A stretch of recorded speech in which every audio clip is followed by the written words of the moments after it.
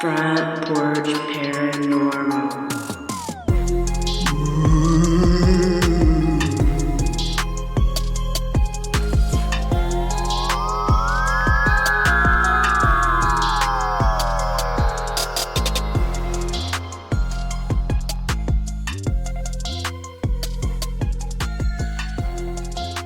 And welcome back to another great episode. 5 episodes already, Shannon, of Front Porch Paranormal. I'm your host, Dave Caudell, and with me is the lovely, the beautiful, the talented Shannon Caudell, everybody. All right. Doesn't feel like we should be past our first episode.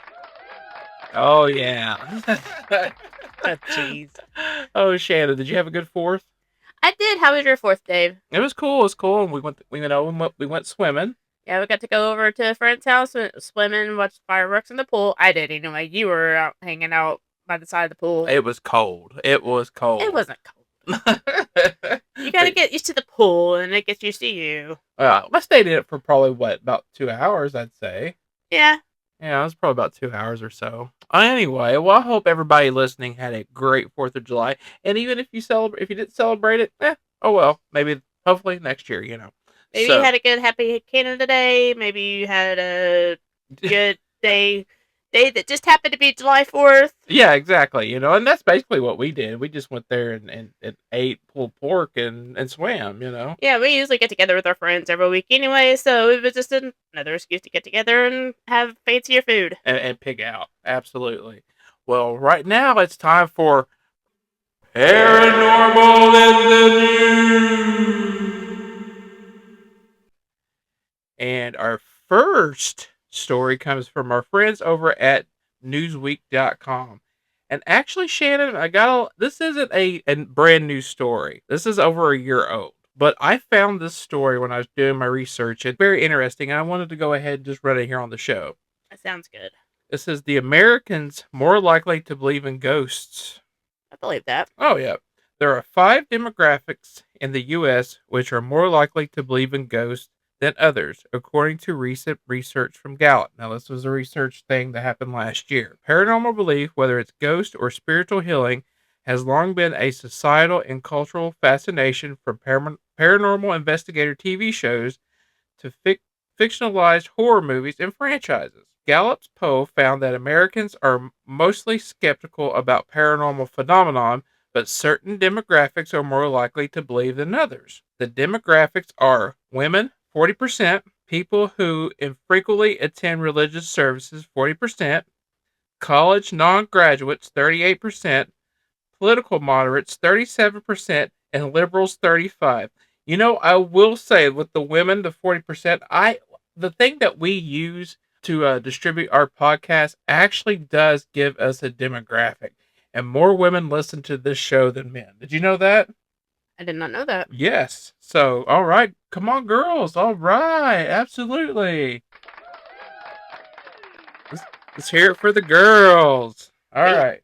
Haven't we done a story, though, where they said more females were contacted by ghosts than males? Yeah, I believe that. I can see, females have more of a reach with the ghosts, and they would believe more. The men had to be strong, and they're more skeptical. Yeah, men are trying to always more to protect, Right. Yeah, so they're going to try to rationalize everything. Right. But these groups are more likely to be open to belief than men, conservatives, college graduates, and weekly churchgoers.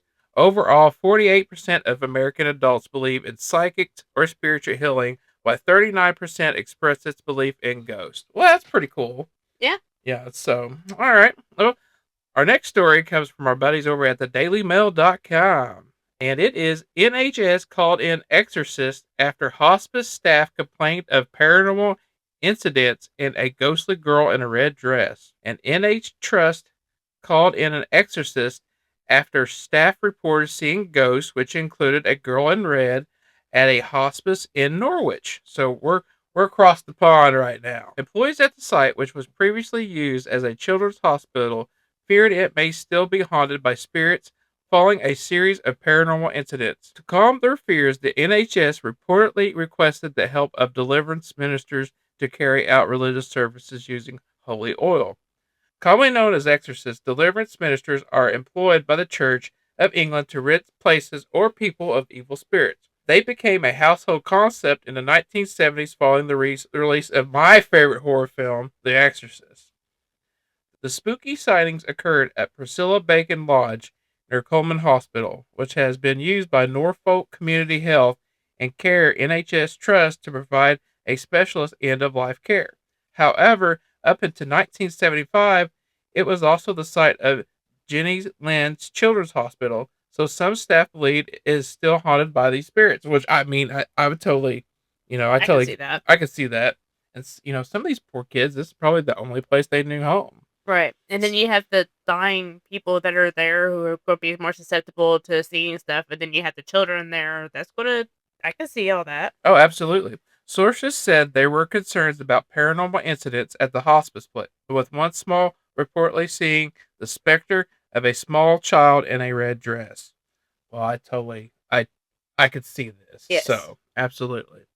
So, well, it's a little short on paranormal in the news, but we got picked up in Take it away, Shannon. Alright, so my first story comes from the subreddit of ghost stories, all one word, and the username eitherbaby8838. Ooh, that's a username. Oh yeah.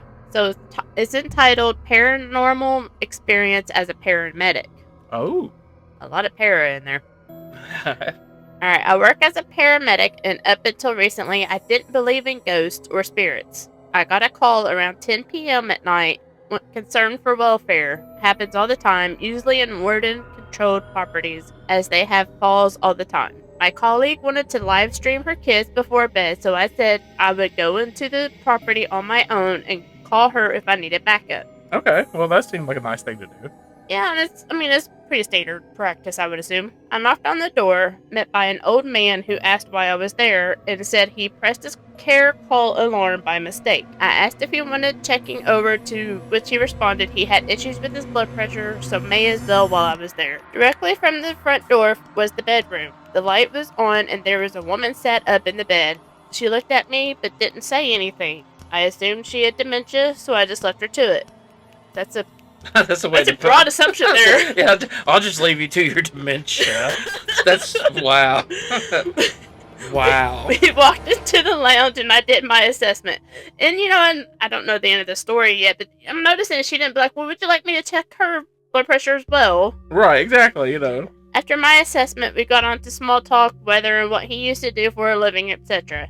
I then asked him about his wife. There we go. Okay, how long they had been together. He responded they had been together for 40 plus years before she sadly passed away 4 years ago. Oh. So he's got another woman in the bed. Yeah. I then apologized and said at least it was nice he had another woman to share his bed with. Oh, hey, and you know what? Good for him.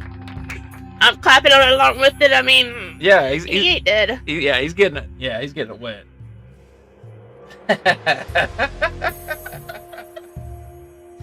Alright. He then responded back, what woman? I live here alone.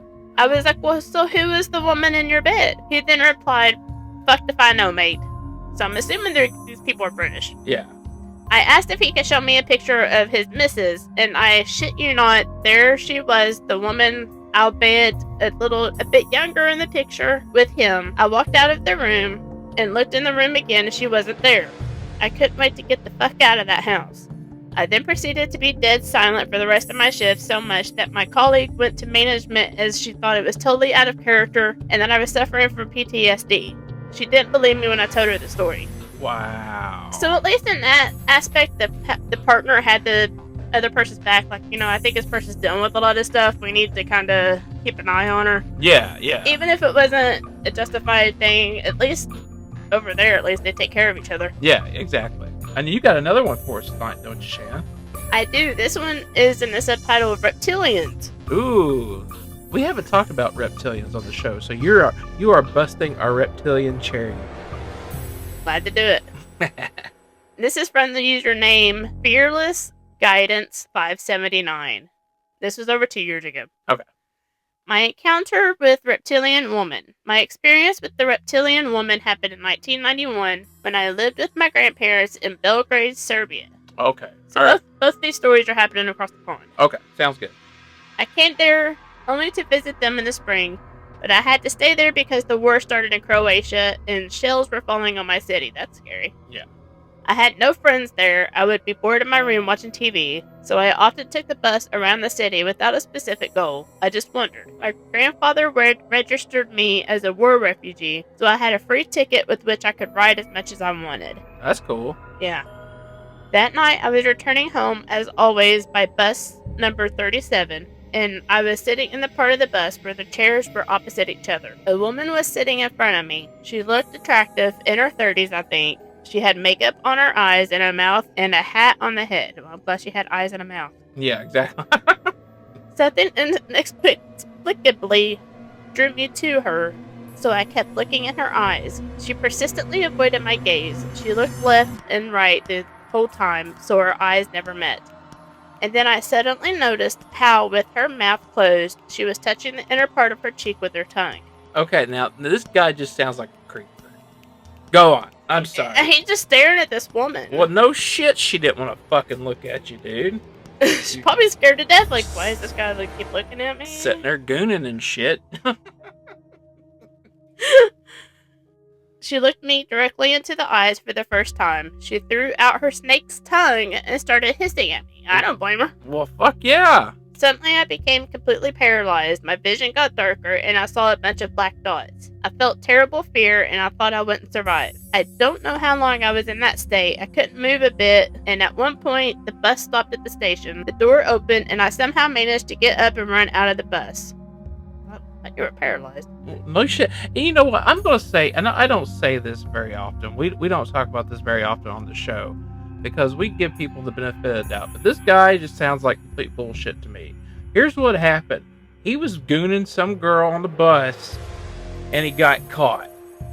And she probably just snapped. And he just made up a whole story about her being reptilian, to deal with it. Yeah. So that's exactly what happened. Yeah. And you know what? So what if she was reptilian? You were straight up, You were staring at her. You were making her uncomfortable. Yeah, exactly, dude. I mean, and there's a way that you can acknowledge saying, I think that person's attractive, or I think that person's pretty, or, but there's a respectful way of doing it. Right. If you're just sitting there just staring at them and just being just a creep. Yeah, exactly. Well, up next is our interview with Matthew Sparks and Olivia Sizemore, authors of Haint Country, Dark Folktales from the Hills and Hollers. And they've got a new book coming out next year called Booger Night, and I cannot wait for this follow-up. I'm excited. So up next is Matthew Sparks and Olivia Sizemore. And joining us tonight, we have Matthew Sparks and Olivia Sizemore, authors of Haint Country, Dark Folktales from the Hills and Hollers. Welcome to the front porch, guys. Good to be here. Oh, thank you for having us. Oh, thanks for being here. So, tell us a little bit about yourself and what made you guys want to write this book. I'll let Olivia go first on this one, and then I'll chime in. So this sort of all started as a Facebook Messenger conversation way back in the day, before COVID times. I want to say it was 2018, somewhere around there. I would say at least 2018. Yeah. And there was I think Silas House maybe posted a Facebook post or something, encouraging people to share scary stories in the comments.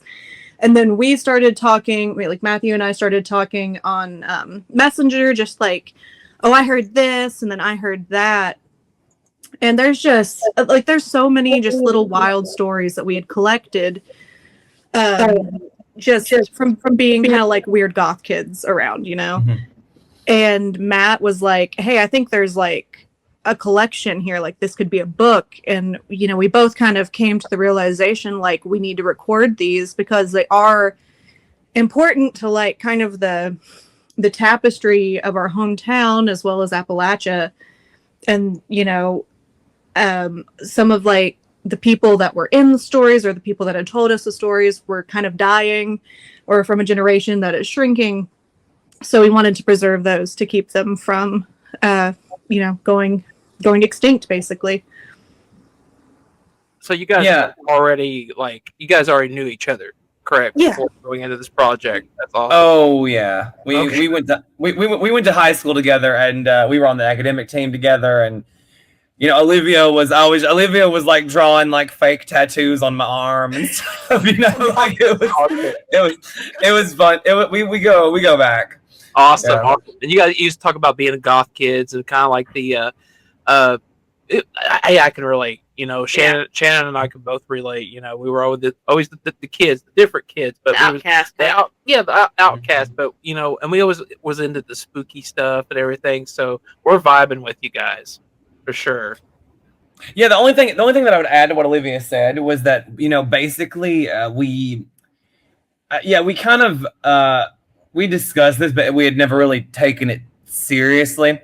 By coincidence, we had both been living away, like from the area for around like the time that the flooding of 2022 happened. But we were both like back-ish, or like, and I was like in the county, and I was going around doing like some of the grassroots relief stuff, and that was such an important like cultural moment of coming together for us that it kind of. I just told Olivia, and I was like, I think this is the time to do it and start collecting. So that's when we kind of collected our initial stories. And I had been working. I was working actually as a journalist at the time, but I had some like freelance experience in like editing and publishing. And I had some kind of back. I kind of got to know a bit the publishing industry because the people I'd worked with from the back side as opposed to being the actual writer, content creator side. So that kind of helped us, I think, to navigate it a bit. And I was like, yeah, let's just do a proposal and get it out. And it was still a kind of a bold move on our part, because I'd worked on books with people before and done the whole book pipeline thing like as an editor before, but never like as an author. So that was kind of really exciting for us. So what is a haint? What exactly is a haint? Can you guys tell us a brief description? What is a haint? Because I know Shannon knows, but our listeners do not. So no, I don't know how many people grew up actually hearing the word haint like regularly used. And I did. I mean, like when my cousins would come in from Ohio, like my dad would be like, you spend a lot of time in the car as a kid in Eastern Kentucky and like driving from place to place and going to visit relatives. And my dad, I would always say, tell me a ghost story, tell me a detail. My dad would talk about the haints and stuff. And that was what we called a ghost. And I probably sounded like a huge hick in front of my, more refined Southern Ohio cousins when I would tell them haint tales and stuff at like family reunions. But it is a word for a ghost. It is sometimes conflated with a booger, depending on where you are. We kind of make a little bit of a distinguish between those, but it's not a very fine line. But yeah, it's essentially the Appalachian word for a spirit or a possibly some kind of poltergeist, or maybe even like a monster of some sort. Yeah, and growing up, I always heard, from my uncles that the booger man was going to get you, or just something that you always grew up with. So tell us, like, why was it so important to collect these stories? You want to take that, Olivia? And then I'll go ahead. Yeah. Also, my 3-year-old is running around, so there might be toddler ambience. You are fine. But it's a lot of it. Like, you can tell so much about a culture based on what they are afraid of and what they choose to kind of remember through stories. So for us, in Leslie County, we had this really horrible mine explosion at Hurricane Mine, and there's a memorial there and everything. And everybody kind of has a story related to that. For me, like my grandpa was interviewed by what was it, like, is it WKYT? Was interviewed, was interviewed for like the however many year anniversary for that, and he helped identify bodies. He was a teacher, and they laid everything, like they laid all the bodies out at the hiding gym and everything. And so there's naturally going to be a lot of ghost stories related to that very tragic event, right? So I think it's important for like historical context and kind of understanding like how some of these things affected people, as well as like this is how people, I think, kind of choose to deal with things as well. You're fine. That's so cute. Hi. Yeah. Daddy's downstairs. The cat got rid of. Okay, I'll mute myself. Matt can take up. Oh no, it's fine. Yeah, no, it's fine. Take your time. Yeah, I was just gonna add to that a couple things. So I mean, yeah, what Olivia said was absolutely correct about how you can tell so much about a culture from what they fear.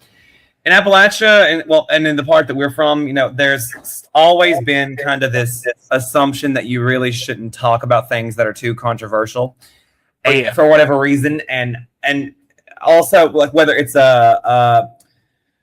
a feud or something like there's a story in that, and there's a line in Haint Country where one of the storytellers says the truth can set you free, but it can also get you killed too. I think that's the mentality that a lot of people have when it comes to family secrets and dark ones and things about, I don't know, like just stuff that's kept in and things that people would be better left unsaid. And I think folklore and storytelling is one way of relieving this, but and also about finding the fears and processing memory and trauma and things like that. That's one element. But another thing that I would like to point out, which is true of both Haint Country and Booger Night, the successor, sequel, follow-up, is that you can really learn so much about the geography and the architecture and literally the architecture and just the roads and the customs, folklore, folk magic practices from these tales.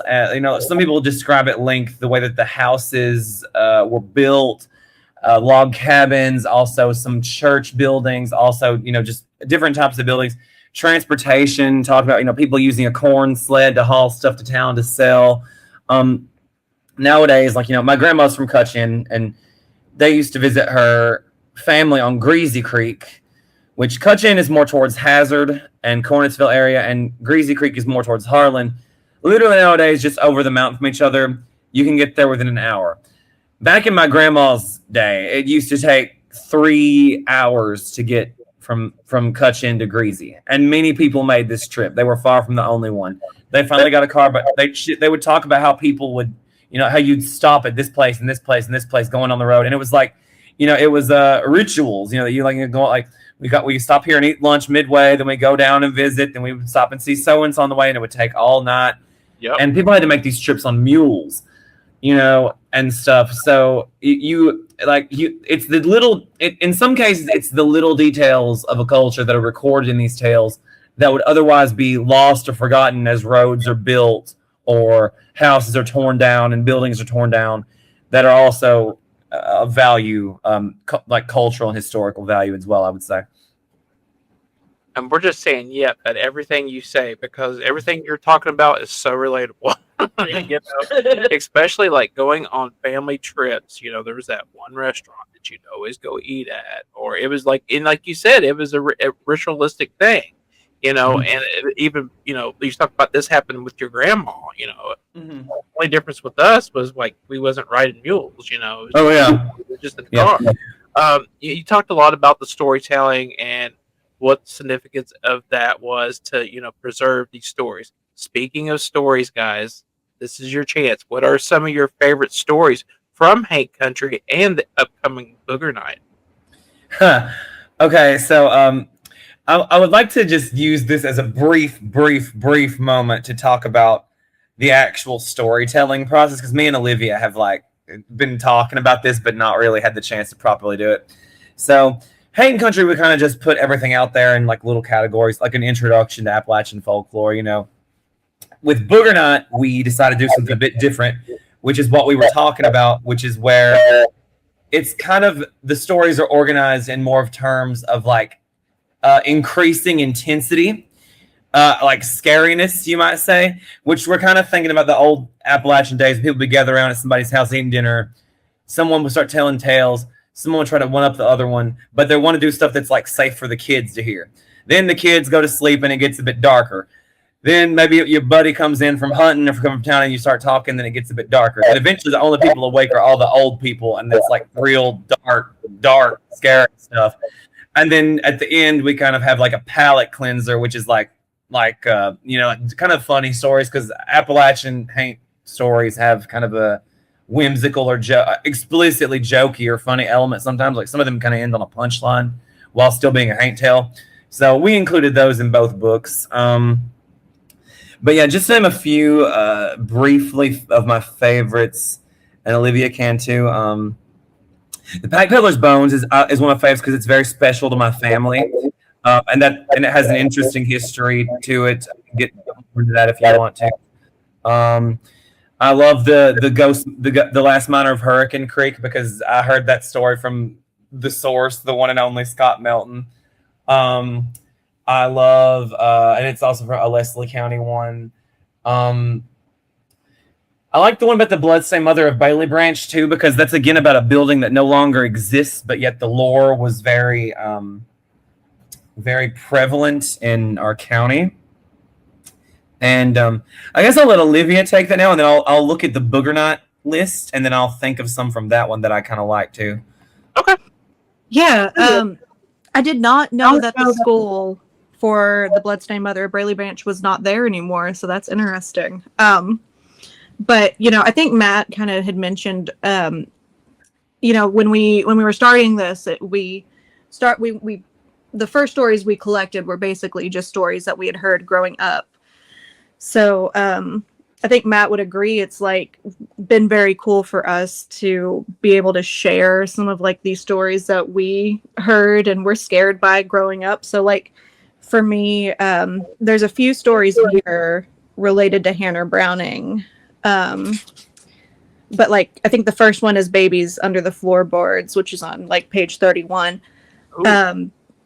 And if you want, we can read those a little bit later. But, those were scary. Like, that was a story that scared me to death as a child. Oh, yeah. And let me think. Cornhusk is a lot of fun because that's Berea College, where I went to school.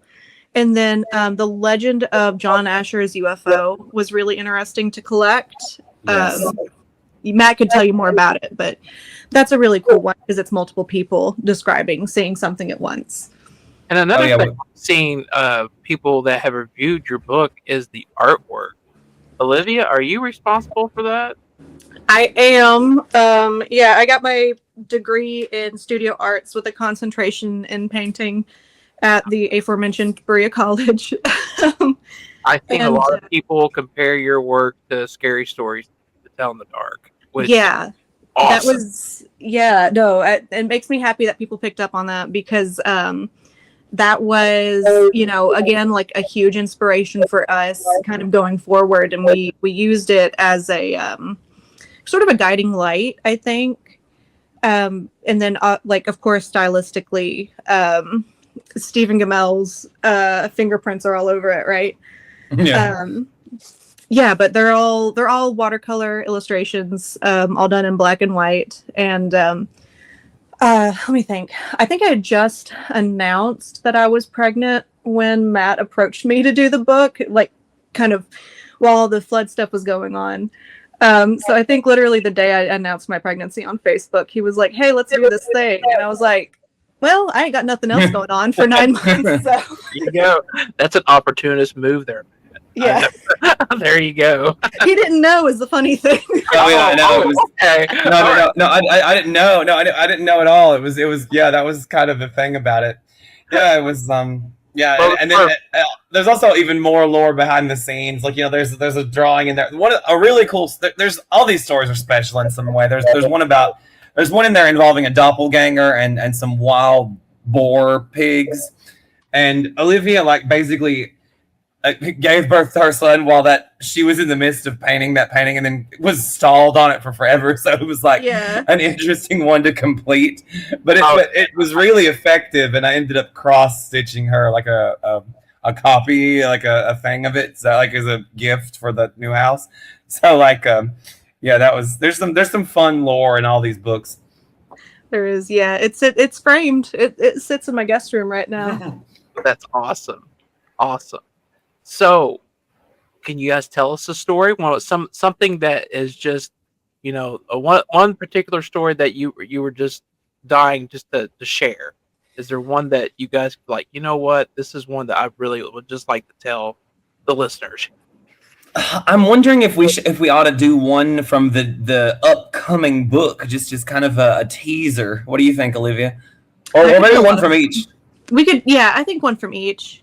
Okay, that would be fantastic. What are you guys in the mood for? Like, I mean, like how hardcore do you want to go? I mean, like we can. I mean, we'll obviously keep it like a reasonable length, but I'll tell you what, you guys choose. We're pretty flexible here on the front porch. So, yeah. We're doing whatever you're comfortable with. I was thinking, okay, Olivia, how about you? You can maybe read one of the. We'll keep it a little bit spooky. You can read one of the Hannah Browning ones, and I'll do the "Is Your Head Hurtin' Millie," because I heard that one as a child, and it scared the absolute crap out of me and my entire family. And when we recently got the reviewers' feedback from it, they thought one of them said they thought it was the scariest story, and I was like, "Yep, there's a reason for that." Also, Olivia's artwork with that one is very unnerving. But I was gonna say, I wish I could show the illustration for that one because it's effective, to put it mildly. It is effective. Wait, I cannot wait, guys. So I heard this as a young boy by a family friend who used to tell us, me and my brother and sister, ghost stories, and they were all really, really, really scary. But this one happened in Leslie County, and this is called "Is Your Head Hurtin' Millie?" First time we've read it, and this is from our upcoming book. So we tell our stories in the first person.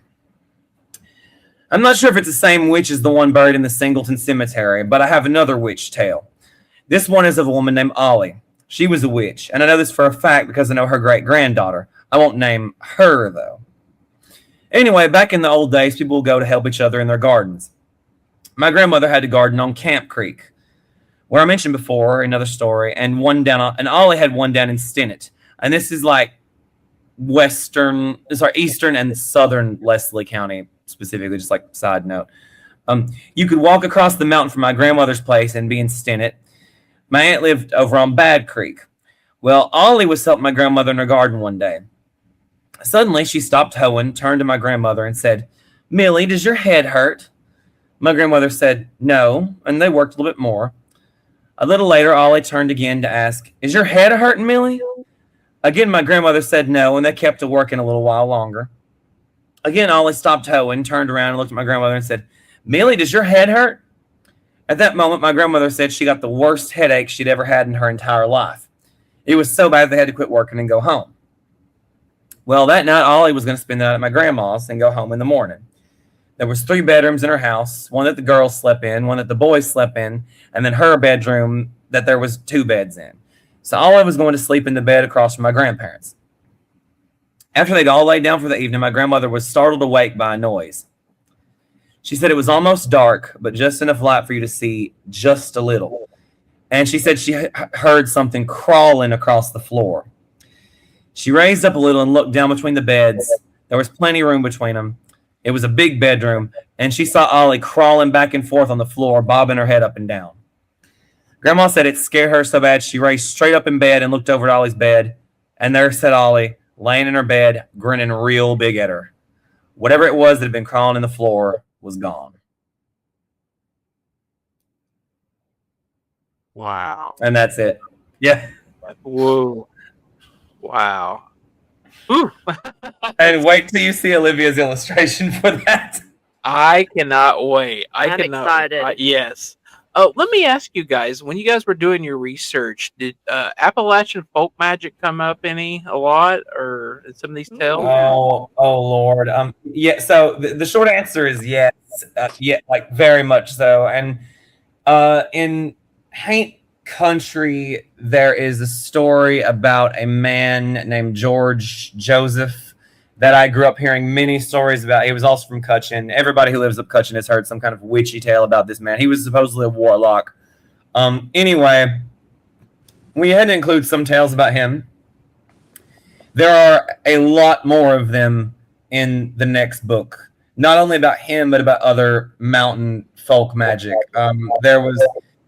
What's interesting about that is that most of the witches mentioned in Appalachian folk are actually men. Warlocks, they call them. So, I mean, he's one. There's another one called David Alex Turner, who was from Harlan County. They were both kind of around the same neck of the woods. And, like, ironically, I'm somehow kin by marriage to, I think, both of them somehow. But then, of course, we have this story about Hannah Browning, and which is Olivia's about to tell you. And then there's another one that is just specifically about an unnamed witch that lived in a certain part of the county. So yes, there is. In the first book, there's some mention of it, but in the second book, if you like Appalachian stories about witches and warlocks, you're gonna really enjoy that one, and some of them are quite scary. Nice. Yeah, that's something I'm very interested in. It's especially with my roots being in Eastern Kentucky and just some of the old ways. And Olivia, you got some stories for us as well. Right. Well, before I get to Hannah Browning, I just wanted to add two more. There's also just like two stories after good old witch George Joseph. Which there's some interesting like behind the scenes stuff that I did not know about that didn't make it into the book, but there's a story in the Haint Tales section, or is it in High Strangeness? I can't remember, but there's a story that's a thinness where things can bleed through. Sorry, it's in High Strangeness. It's the first one in High Strangeness. That is a close relative story. They grew up in a house that was built onto Witch George Joseph's house, because like Matt and I have found out we are related distantly through like 50 different ways. So like Witch George Joseph is like a great, however many times, great uncle. But to both of us, actually, it's kind of weird. Yeah, that's a fun little behind the scenes thing that even the house that he was attached to is. But we have also, in terms of folk magic, we have two different sort of methods for becoming a witch, which they're pretty short. We could read those as well. Yeah, go ahead. But I'll start with babies on the floorboards, and then after that we can kind of go. They're a little. It gets kind of like black metal with those. Yeah. So it might be too much. I don't know. No, I love that stuff. So go right ahead. Okay. This story is Babies Under the Floorboards, told by Nathan McDaniel, who is my great-grandfather on my mother's side. Listen, there was a woman that lived up there in a house on Bailey Branch. She was a mean woman. Her name was Hannah Browning. She fooled around with men all the time, different men. She was married, but she had 9 babies, and she fed all them kids to the hogs. Every time she had a baby, she'd take it out there and throw it to the hogs, and the hogs would eat that up. She'd stick a pin in their soft spot and their head to kill them. So my wife's grandpa and grandma bought Hannah's house.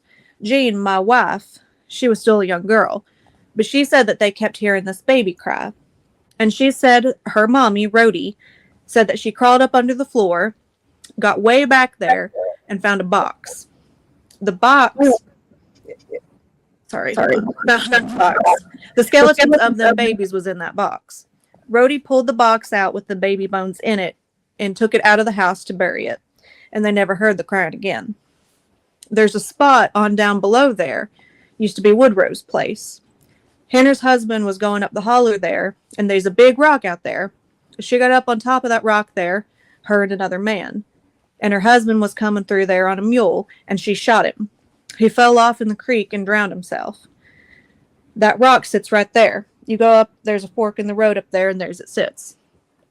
Now, there's a second part to that story that comes up a little later on, where the rock is sort of notorious, where if it rains a lot or if the creek gets up on over it, you can see the bloody outline of where Hannah Browning's body, like he bled out, and you could see the blood. And it seems like a tall tale, but Matt and I like to say, like, there's always a little bit of truth to it, and it's sometimes more than you like, less than you hoped, but more than you think. Yeah. And that I get a lot of pushback from like some of my Bailey Branch family on this story, just because they had not heard it, but it has been collected. You can read that story in the memoir of Dan Cottle, which you can buy online. So somebody else has recorded it. He just didn't use her name. You guys are saying some names that my okay. So every time there's a last name that comes up, my wife just looks at me. So you mentioned McDaniel, which I got McDaniels in my family. Your grandma was a McDaniel. Yeah, my grandma was a McDaniel, and then see, my last name is Caudell. Yeah. Further south you go, it's Caudle.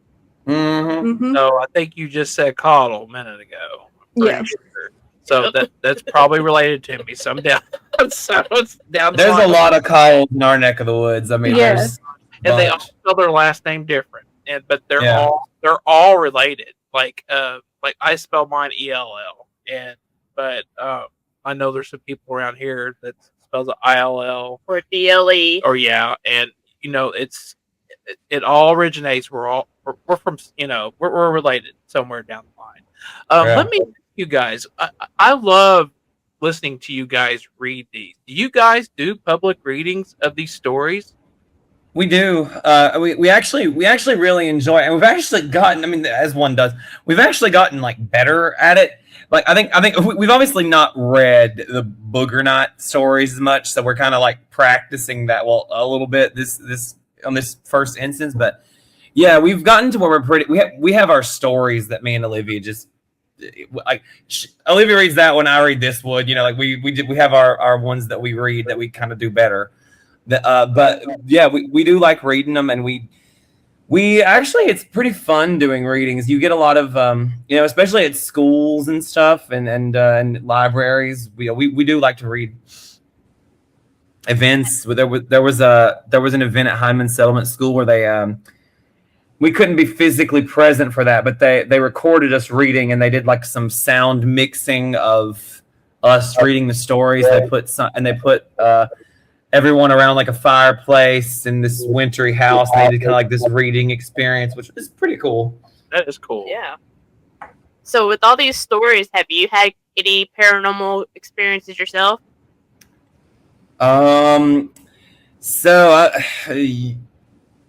Yeah, I mean, I'm gonna. So I've seen there's people like we do get this. I have seen. I've seen things that I would describe as UFOs on at least 3 separate occasions that I can think of, and other than that, I've had some pretty serious like premonitions and dreams that came true kind of like immediately, if you consider that to be something. Is that people always ask me this question, and I always like have the wit of the staircases. Like I always like leave some huge weird thing that happened to me out of something. But yeah, I've definitely had a few things that I can't really explain happen to me. Gotcha. What about you, Olivia?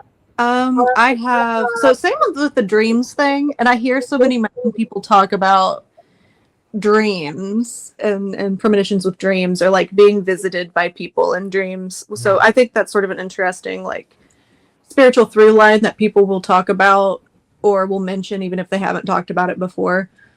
But my only real like paranormal, like capital P paranormal experience wasn't actually in Appalachia at all. It was in Niagara Falls, which I can't tell, but we got to do a little travel. Yeah. I feel like the family line in Kentucky is so strong. Like families stick together pretty well in Kentucky. So I feel like family members from the past coming in to visit you in dreams is a pretty normal occurrence there.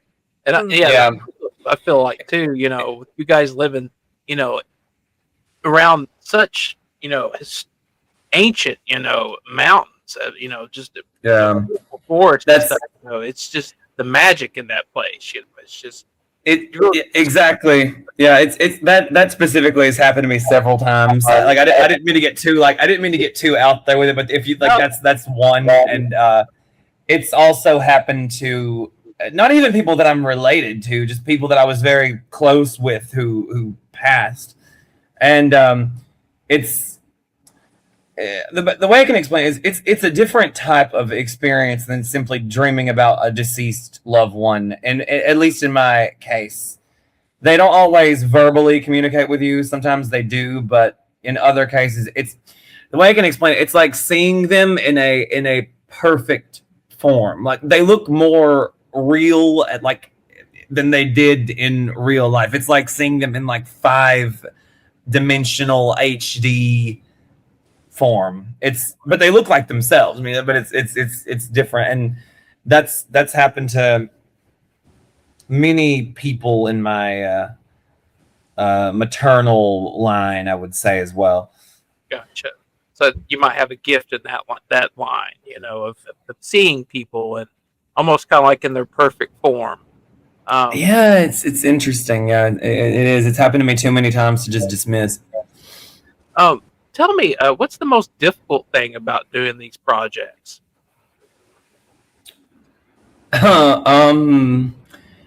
So, I mean, we would probably both say different things. Like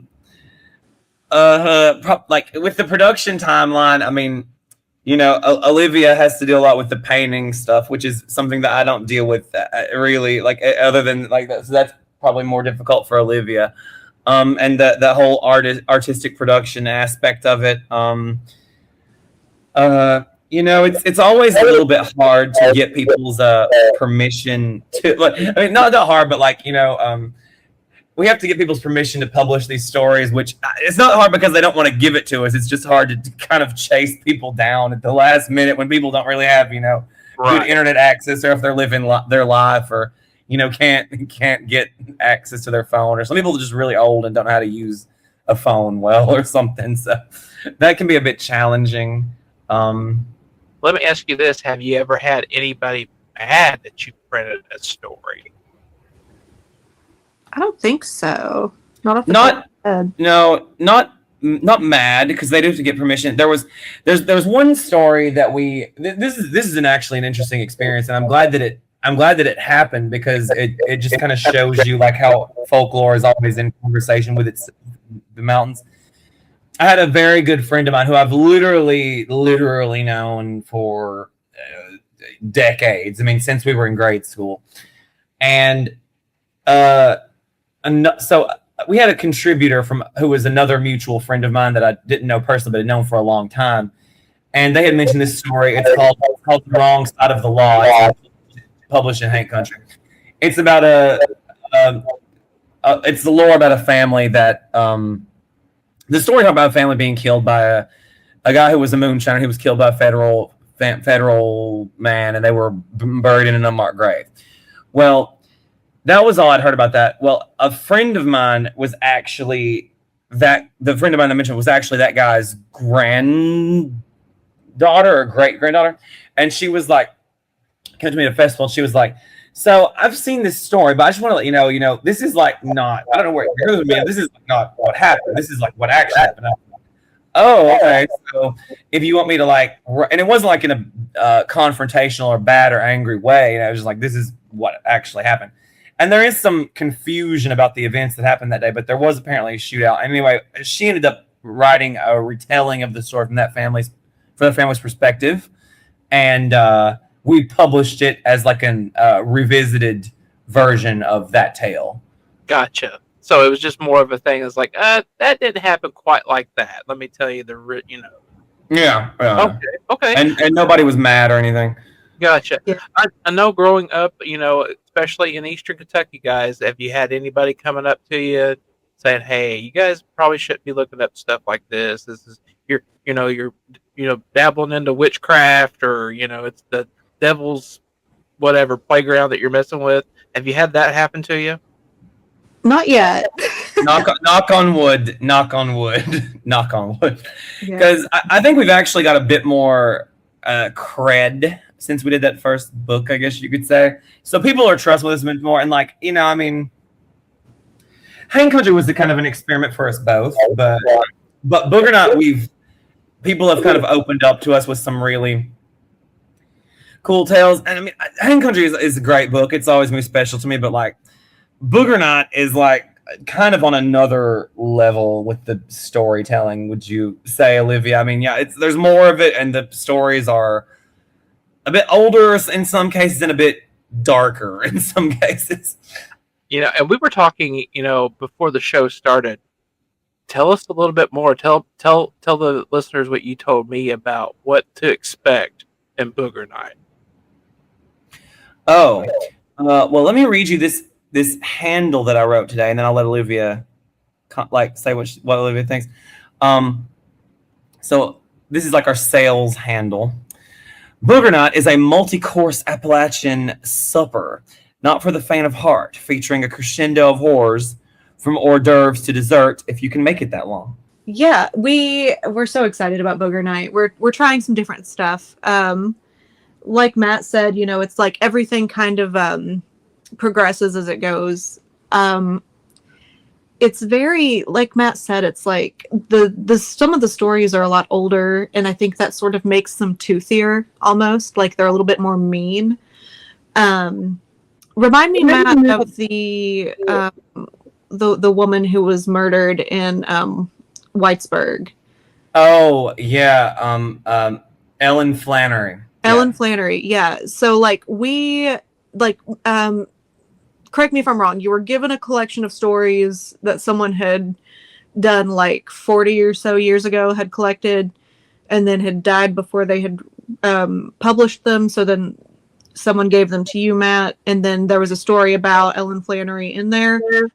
And then I do some Googling, and, you know, Ellen Flannery's real. So then it's like, there's this whole thing where, like a lot of these stories are, you know, especially older stuff, related to sensational murders from, you know, a time long before DNA advancements. And then it was sort of interesting. There was some serendipity where you met a surviving relative of Ellen's, right? Yes. Yeah, her granddaughter. Yeah. And actually, yeah, and so that was another situation where I was, you know, so I had actually met her, and we were speaking about the book. And she said, and I mentioned we were collecting another one. She said, well, have you heard of Ellen Flannery? I was like, yes, I have. My distant cousin actually passed away, but collected a story involving her. And, you know, I said, and you know, I did this in a very respectful way, but, you know, I was like, I know that this is very like, this is not a pleasant subject to discuss, but, you know, he did mention this tale of like a kind of like a Haint tale folklore version of involving that murder. And would you mind to just like fact check the details for me before we print it? And if you don't want us to print it at all, if you think it's disrespectful, that's fine too. And she agreed. And she, you know, said that it was okay if we publish it as long as we, you know, like write a disclaimer, because, you know, some of the details. So the person who gave me this collection, I think he was actually going about this in a smart way, because some of the stories that were given to me that he collected are pretty dabber dark, and it's stuff that people would not want to have, you know, talked about. But he had the foresight, I've been able to determine by fact checking and double fact checking stuff, that to like change enough of the details. So we did include them, but with all of the identifying details pretty much changed. And you know, yeah, some of them are pretty interesting, and about some kind of dark and horrific stuff. And then another thing that we have noticed too, some of them are just gory. Like, you know, I think people, you know, there's people who love like gory horror movies and body horror and stuff today. And I think the old folks did as well. I think they liked hearing about it. I think that it kind of thrilled them a bit, you know, and it gave them like something, you know, something to kind of like, you know, shock them a bit to hear about, like when they're sitting around telling these tales. So there's a few stories like that are, you can just tell they're quite old. So, Booger Night. When can we see it out? When can people start reading it? We are hoping to have everything done with it by the end of next month. We're working our tails off. So if we get that done, which we're hoping, fingers crossed, planning to, it will be out sometime before Halloween of 2027. Nice. So just in time for Halloween. And hopefully it'll be like we did with Haint Country, and there'll be a bunch of fanfare around it. We'll be able to do events and all that jazz. Nice. Matthew, Olivia, how can people get a hold of you? Facebook is the main one. We have an official Haint Country Facebook. You can go follow, and you can message us there. Sometimes the side page messenger doesn't always immediately pop up, so we might not always immediately respond. But I would say Facebook is largely instrumental in getting a hold of us, as well as us collecting tales sometimes. Yeah, and I would say if you are, we have all visioned these Haint Country books as being like a multi-part series, and as long as there's stories to collect that can pass our criteria, we are open to doing other books, as long as we can get a publisher and the publisher continues to approve.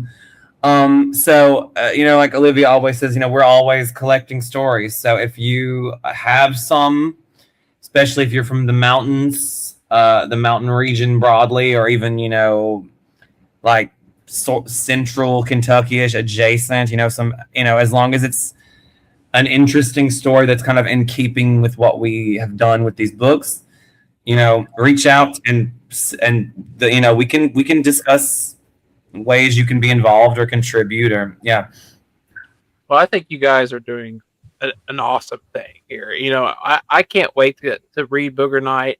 And I think, the people that listen to this show, this is something that they're going to be very, very interested in. So the name of the book is Haint Country, Dark Folktales from the Hills and Hollers.